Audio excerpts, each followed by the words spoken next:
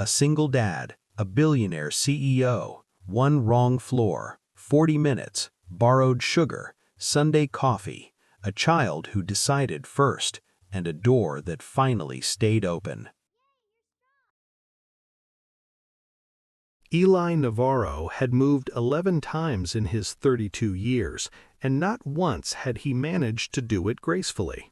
There was always a box that broke open at the wrong moment, always a piece of furniture that refused to cooperate, always some small disaster that turned a practical task into a story he would tell later, laughing, when the sting of it had gone. Today's disaster was the elevator. Specifically, it was the mahogany bookshelf, a beautiful, infuriating thing that had belonged to his late wife and that he could not bring himself to leave behind, wedged at a diagonal inside the north side service lift of the Aldenmere building, 14 floors up, going nowhere. Around it stood 4 boxes, one dolly with a squeaky wheel, and Marigold, who was 6 years old and entirely unbothered, sitting on the largest box, eating a tangerine and narrating the situation to nobody in particular. The Aldenmere was not a building that tolerated inconvenience. Its lobby smelled of fresh white lilies and expensive silence. Its floors were marble. Its residents were the kind of people for whom things went smoothly as a matter of both preference and design, and none more so than the woman who stepped off the stairwell at 7:51 on that Tuesday morning to find Eli's bookshelf occupying the entirety of the elevator she took every day at precisely 7:45.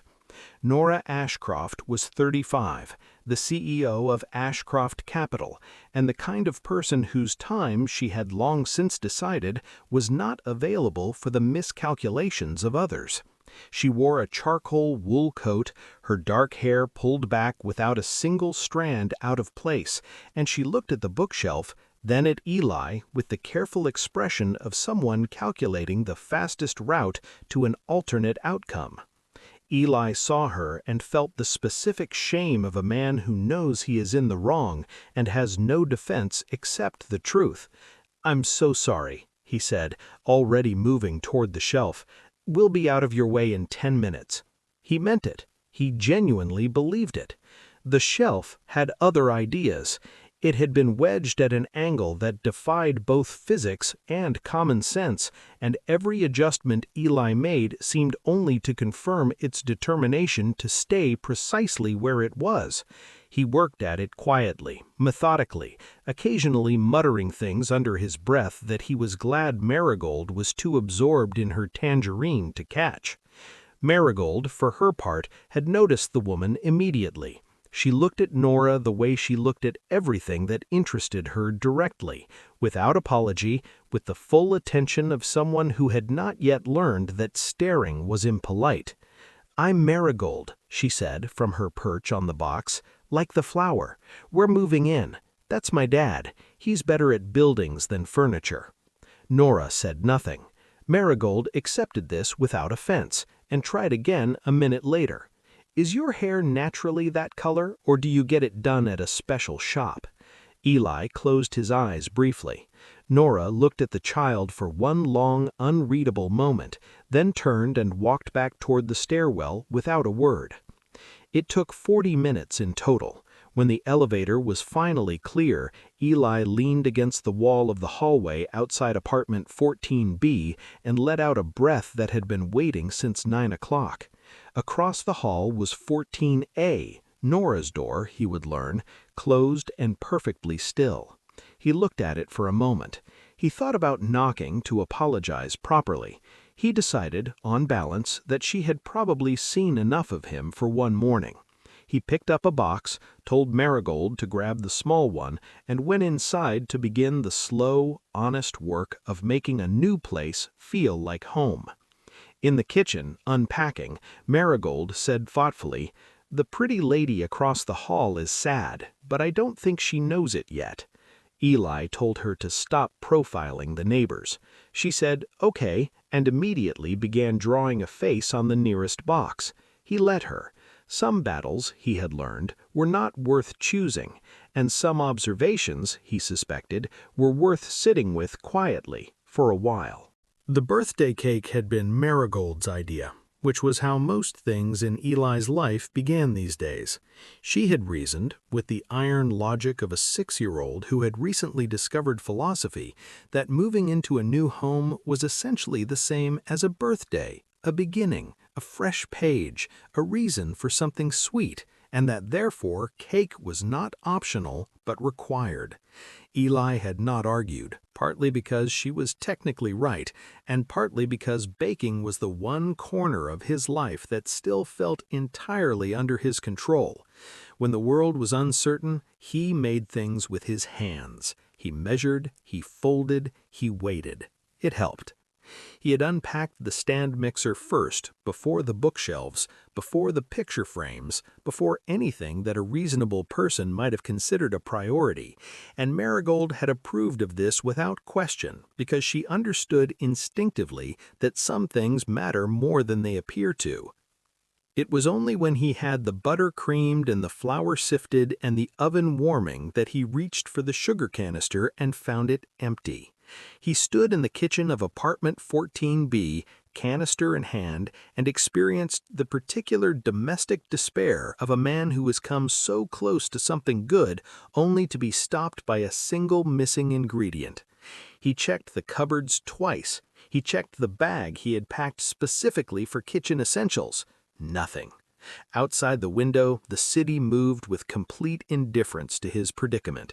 He thought about going down to the shop on the corner, but Marigold was already in her pajamas, and the oven was on, and there was something about the evening quiet, early winter, the new apartment finally beginning to smell like theirs, that he did not want to interrupt. He thought about the woman across the hall, and then immediately thought about the elevator, and then knocked on her door anyway, because the cake required it, and Marigold deserved it, and some things are more important than pride. He stood outside 14A for longer than was strictly necessary before knocking just a beat, just long enough to feel the slight absurdity of the situation.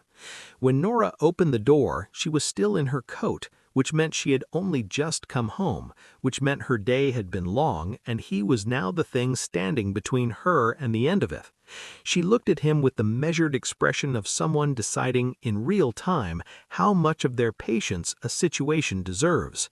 Eli explained about the cake, about the birthday philosophy, about the empty canister. He kept it brief. She listened without expression, then turned without a word and disappeared into the apartment. He waited.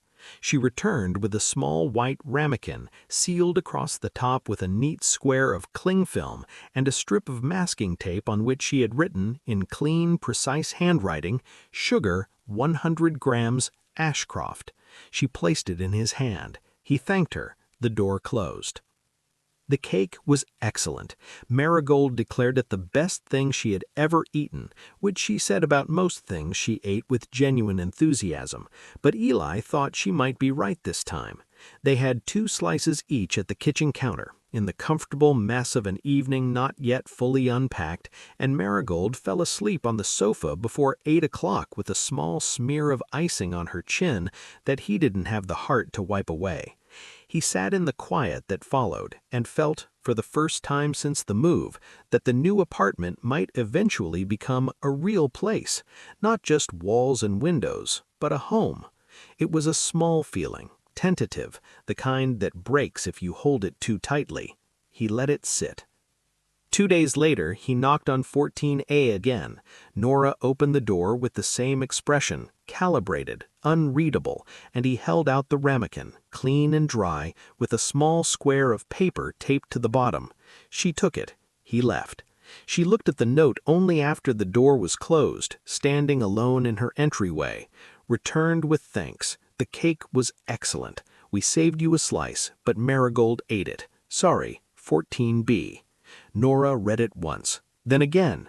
Something at the corner of her mouth moved. Not quite a smile, not yet, but the country a smile is made of. She set the ramekin on the shelf above the stove. She folded the note once, carefully, and placed it in the drawer beside the kitchen counter rather than the bin. She could not have explained why if asked. She did not ask herself. She simply went back to work, and the note stayed where she had put it, and neither of those facts seemed to her to require any further examination at all.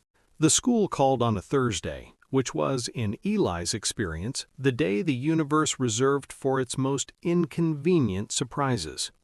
He was 3 floors underground in a glass-walled conference room, blueprints spread across the table like a paper city, 12 people arranged around him with the particular attentiveness of clients who were paying enough to expect perfection. His phone was face down beside his notepad, set to silent in the professional confidence that nothing urgent would happen between 10 and noon on a Thursday. He had been wrong about this before. He was wrong about it again. He felt the vibration against the table once, twice, a third time, and something in the pattern of it made his chest tighten before he had even turned the phone over. The number on the screen was Marigold School. He excused himself with the kind of calm that cost something to produce, walked into the corridor and listened while the school nurse explained that Marigold had fallen on the playground, that she was not seriously hurt, not at all, just shaken and asking for her father with a persistence that had outlasted 3 separate attempts to distract her with biscuits. He stood in the corridor with his hand pressed flat against the wall and ran through his options in the practiced way of a man who had been doing this alone for 2 years. His sister was in Edinburgh. His closest friend, Marco, was on a building site in Deptford with no signal until 4.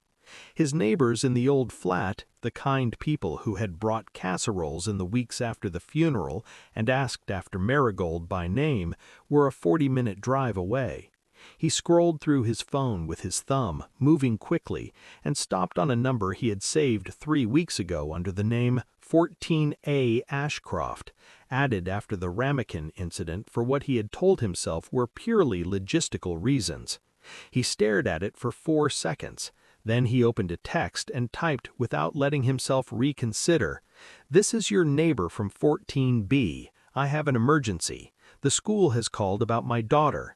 I am in a meeting I cannot leave, and I have no one else closer than 40 minutes away.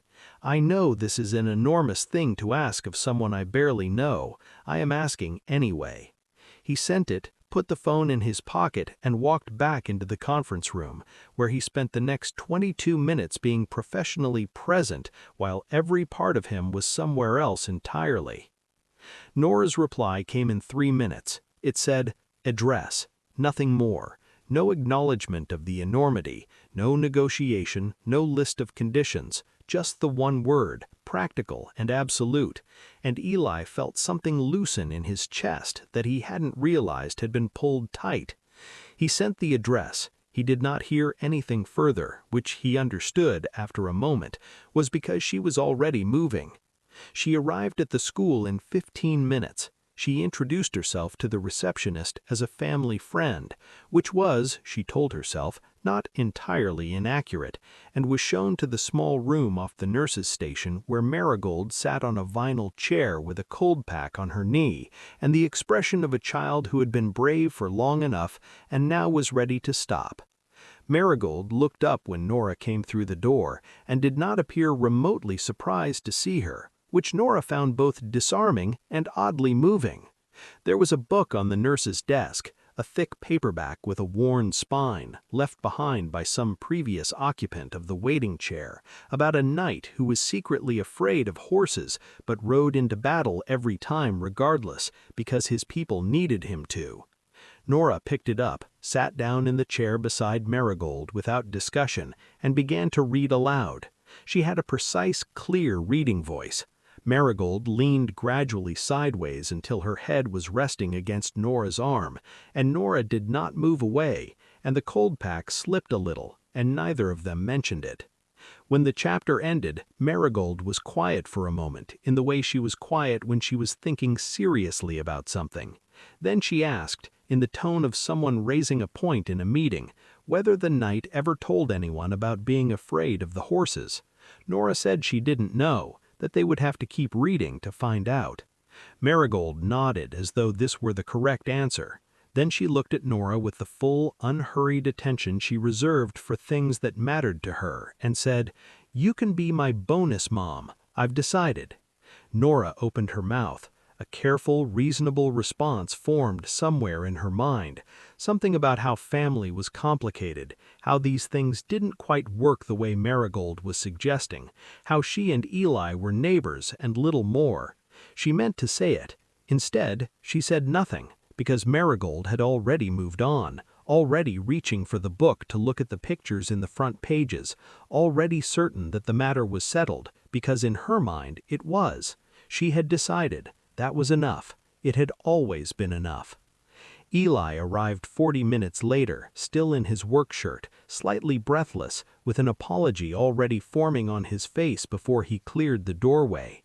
He stopped when he saw them, Marigold on the chair, Nora beside her, the book open across both their laps, Marigold explaining something about the illustrations with considerable authority. He stood very still in the doorway for a moment. Something crossed his face that he composed quickly into ordinary relief and gratitude, though it had been, for just that one unguarded second, something larger and more complicated than either. He thanked Nora in the corridor while Marigold collected her bag. Nora said it was fine, that it was nothing, that she had simply been available. He knew what it cost in a day like hers and that he would not forget it. She said he didn't need to remember it at all. They disagreed about this quietly, briefly, and then let it go, which was, without either of them recognizing it yet, becoming something of a pattern between them. It began, as most things between them did, without any formal decision being made. Eli had always been an early riser, not by preference but by necessity, because Marigold woke at 6:30 with the cheerful relentlessness of someone who had slept perfectly and could not understand why the rest of the world hadn't caught up yet. He had learned, in the 2 years since he became the only parent in the house, to meet the morning before it could ambush him. He made coffee first, always, before the lunches and the school uniform negotiations and the daily search for whichever shoe Marigold had left in an improbable location the night before. He made it in a large French press, enough for 2 generous mugs, because his hands remembered a time when 2 people drank it and had not yet learned to forget. He poured 1 mug for himself and stood at the kitchen window with it and watched the city wake up. And the second mug sat on the counter growing cold, and he tipped it down the sink every morning with the small, quiet efficiency of a man who has accepted that some habits take longer to unlearn than others. The first Sunday he left a cup outside 14A, he told himself it was practical. He had heard Nora moving behind her door at 8 o'clock, the particular sounds of someone already working, a chair, a cabinet closing, footsteps that had purpose in them, and it seemed wasteful to pour the second mug away when someone 20 feet from him could use it. He filled it, added nothing because he didn't know how she took it and presumed that a woman of her precision had opinions about such things, covered it with a small saucer to hold the heat, and set it outside her door without knocking. He was back in his own kitchen before he could examine the impulse too carefully, which was, he was beginning to understand, how most of his better instincts operated. When he came into the hallway an hour later, the cup was gone, and the saucer was there, turned upside down in the manner of someone indicating, without words, that the thing had been received and was now concluded. He brought the saucer inside. He said nothing. Neither did she. The second Sunday he did it again. The third Sunday Marigold watched him carry the cup to the door and asked who it was for, and he said the neighbor, and she nodded with the satisfied expression of someone whose plan is proceeding on schedule, though she had not, to his knowledge, made any plan. By the fourth Sunday it had become a fact of the week, as unremarkable and essential as the newspaper he collected from the lobby or the particular order in which he made Marigold's lunch. He had learned by then from a single quiet correction 3 weeks earlier that Nora took it black. She had not made a production of it. She had simply said, when he'd asked in passing whether she'd like anything from the cafe downstairs, that she didn't take milk. stated it the way she stated most things, as information rather than preference, and he had filed it without comment and adjusted accordingly. It was a small thing. He was learning that small things with Nora were often the only things available, and that they were, if you paid attention, enough. What he had not anticipated was the pastry. He found it one Sunday morning in the third week of December, sitting on his doorstep in a small paper bag from the bakery on Calloway Street, the top folded over precisely and evenly in a way that was immediately recognizable as hers. There was no note.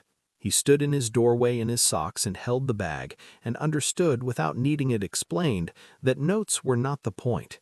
The pastry was almond, which happened to be his favorite, a fact he was nearly certain he had mentioned only once in passing during a brief exchange in the lobby 2 weeks prior about the bakery's new menu. She had been listening. She had remembered. She had said nothing about it then and had said nothing about it now, and the absence of any acknowledgement was, he realized, entirely the point. It was a kindness designed to require nothing from him in return, no gratitude, no reciprocal gesture, no conversation he might not know how to have. She had left him a door to walk through and left it unmarked so that he could pretend it wasn't there if he needed to. He brought the pastry inside. He ate it at the kitchen counter while Marigold explained to him at considerable length her theory about why weekends should be 4 days and weekdays should be 3. He listened and agreed in all the right places and said very little about the bag, which he folded neatly and set on the windowsill rather than putting in the recycling. Marigold noticed because Marigold noticed everything, and said nothing because she had the uncommon wisdom to understand that some things are handled better by leaving them alone. She was 6 years old and already better at this than most adults Eli knew, which was either a gift or evidence that she had been paying very close attention to the world around her, and he suspected it was both. The Sunday mornings continued through December and into January. The coffee went out, the saucer came back. Once the bag appeared. Once a small jar of the particular marmalade he had mentioned preferring appeared beside his door with no more explanation than the pastry had carried. He did not mention these things to Nora directly, and she did not offer to discuss them, and between them grew something that had no agreed name and required none: a warmth, a steadiness, a knowledge that the other person was there, on the other side of the wall, and had, in their own private and careful way, chosen to remain. It was not a declaration. It was better than a declaration. It was the kind of thing that only exists between people who have both been hurt enough to know that words are easy and presence is the harder, truer thing. Neither of them said so. They didn't have to. The coffee went out every Sunday morning, and the saucer always came back, and that was for now more than enough. The power cut happened on a Tuesday evening in November, when the building's backup generator took 11 minutes to engage, and the entire 14th floor was plunged into the particular darkness of a city that has forgotten, briefly, what it is. Eli found the box of candles he had packed in August with the vague optimism of someone furnishing a new life, lit 4 of them on the kitchen counter, and then stood in the warm, unsteady light of his own apartment and thought about Marigold, who was visiting his sister for the week and therefore safe and illuminated and entirely unbothered. He thought about the cold settling into the building without the heating cycling. He thought about the woman across the hall. He took 2 of the candles, crossed the corridor, and knocked on 14A with no prepared excuse, because he had learned by now that Nora received prepared excuses the way a customs officer receives a badly packed bag, with patience and without conviction. When she opened the door, he simply held out one of the candles and said the building was dark and he had extras.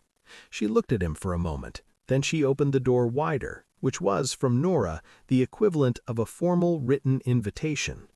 Her apartment was larger than his and arranged with the precise intentionality of someone who had thought carefully about every object in it and removed everything that didn't earn its place.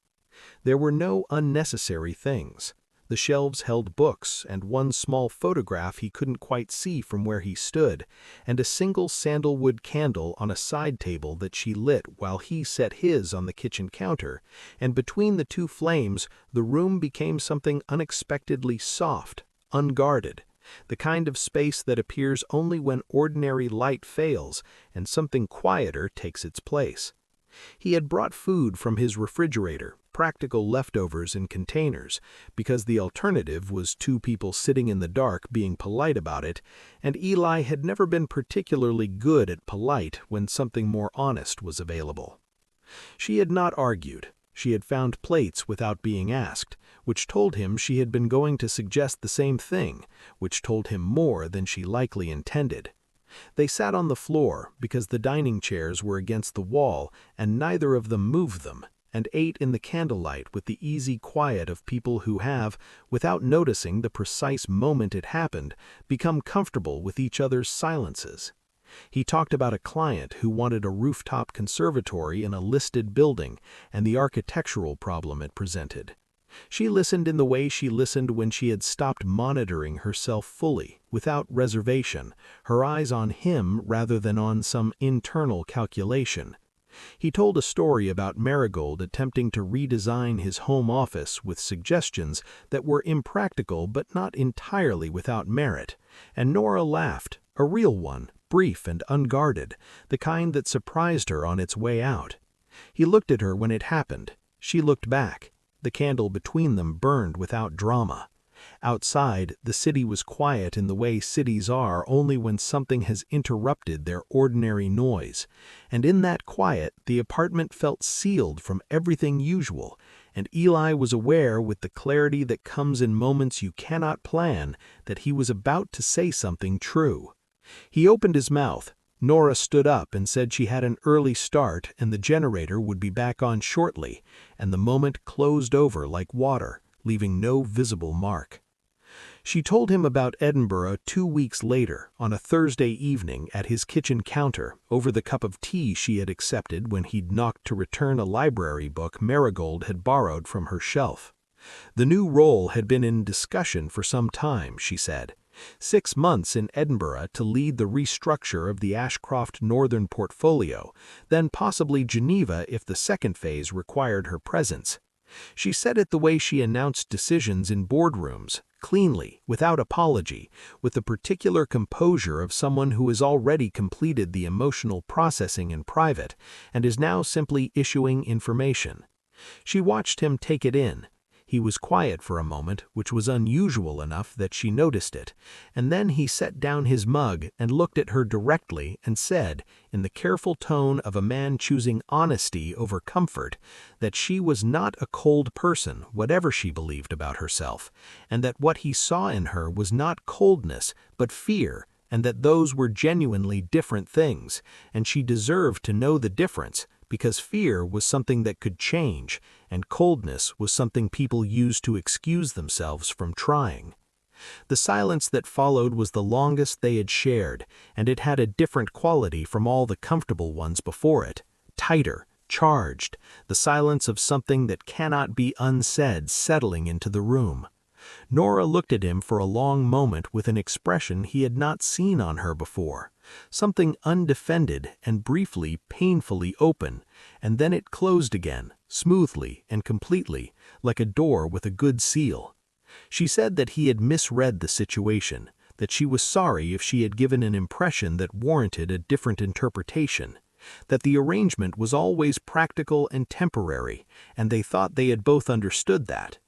The words were measured and clean and perfectly constructed and dishonest in the way that only true things rephrased as untrue things can be, and he knew it, and she knew that he knew it, and neither of them said so because the evening had already asked more of both of them than they had budgeted for. She left on a Tuesday morning 3 weeks later.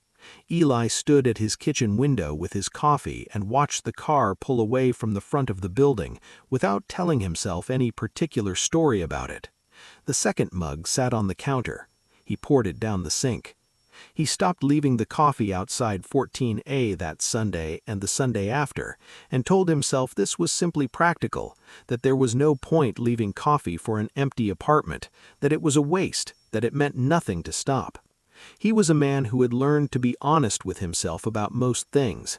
He was less honest about this than he should have been, and the windowsill where the paper bag had sat stayed empty for the rest of November, and the drawer in his bedside table held nothing he hadn't put there himself, and the hallway outside 14A was quiet every morning at 7:45 in a way that the building had not felt quiet before she moved in. The letter found her on a Wednesday evening in Edinburgh, in the particular loneliness of an office that had emptied out at 6 and left her at her desk with a glass of water and the kind of silence that does not refresh you but simply accumulates.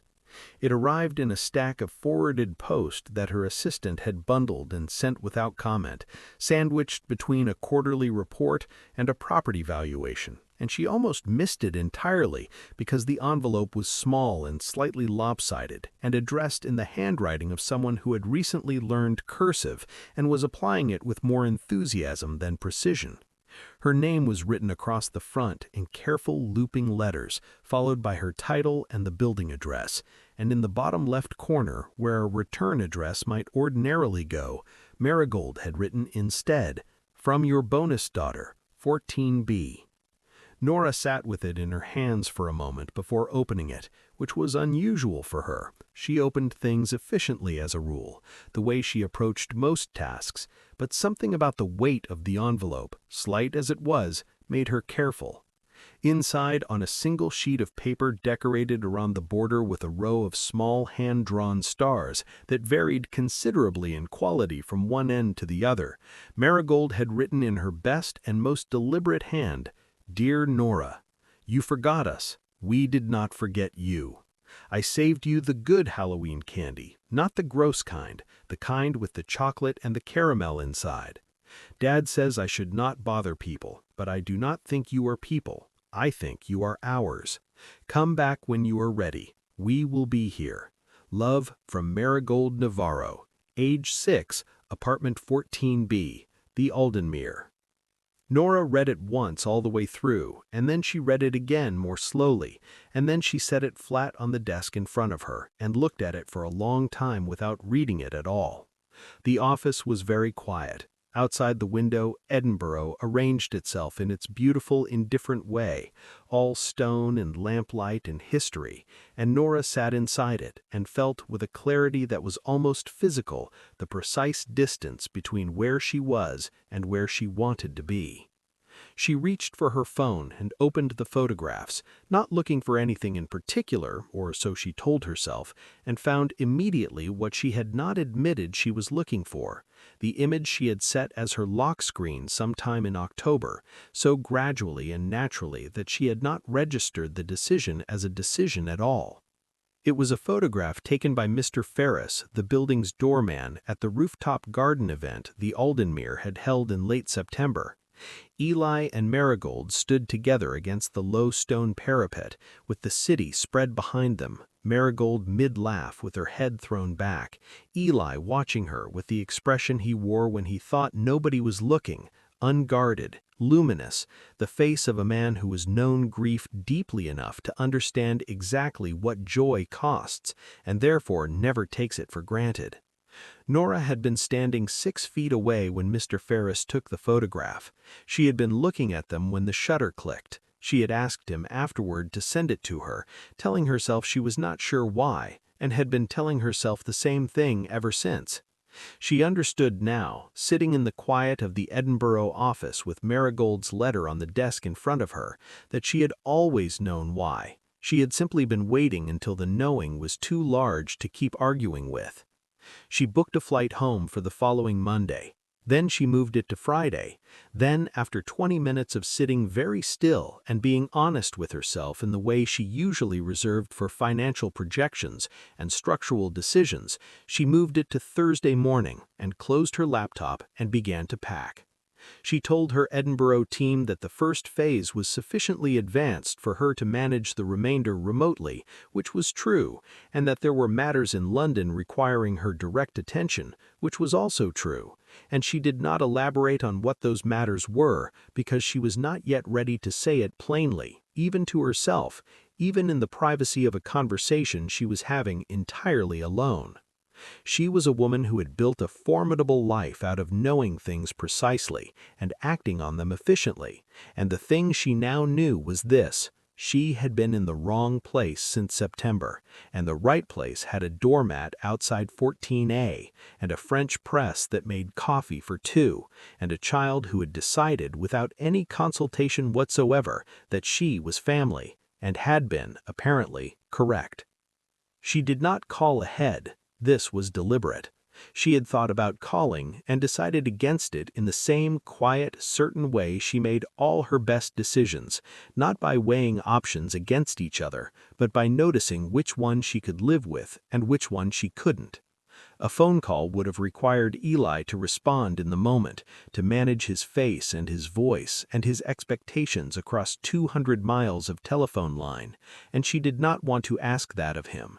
What she wanted was to arrive, which she did, on a cold December morning, with her case in one hand and a small white ramekin in the other, filled with sugar in her kitchen before she left Edinburgh at 5 in the morning, wrapped in cling film, with a strip of masking tape across the top on which she had written nothing at all, because some things do not require a label to be understood. She knocked on 14B at 8:30. She heard footsteps, unhurried, and then the door opened, and Eli stood in yesterday's shirt with a pencil behind his ear, and the particular expression of a man who has taught himself not to expect things, and now has been ambushed by the one thing he had most carefully stopped expecting. He looked at her. He looked at the ramekin. Something in his face moved in a way he did not attempt to control, which was, she thought, the most she had ever seen him give away at once.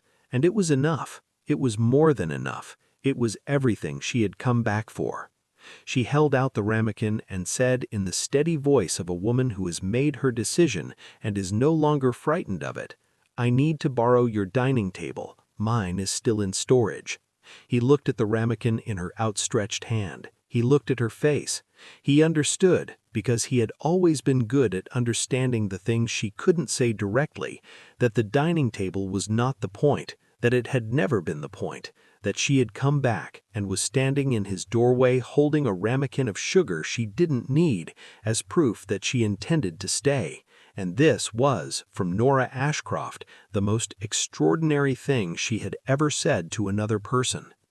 He stepped aside to let her in. And then from somewhere down the hallway came the sound of small feet moving fast across a wooden floor, and Marigold appeared in her school socks, traveling at considerable speed, and threw both arms around Nora's waist with the absolute, unwavering certainty of a child who had never once doubted this outcome, not for a single day, not for a single quiet moment before sleep when doubt usually finds its way in. Nora held her back, fully, completely, with both arms and no reservation, her chin resting on the top of Marigold's head, her eyes finding Eli's over the small figure between them.